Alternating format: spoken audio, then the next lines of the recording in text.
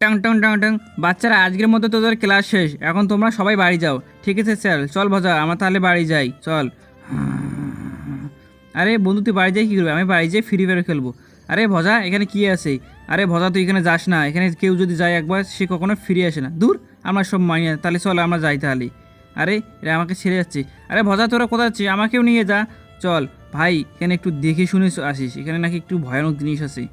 ভাই, এখানে একটু দেখে শুনে চলিস রে ভাই, কেউ পড়লে হাত পা ভেঙে যাবে। চল উপরে যাই। আরে এটা কোন জায়গা? এখন তো আমরা আগে আসিনি।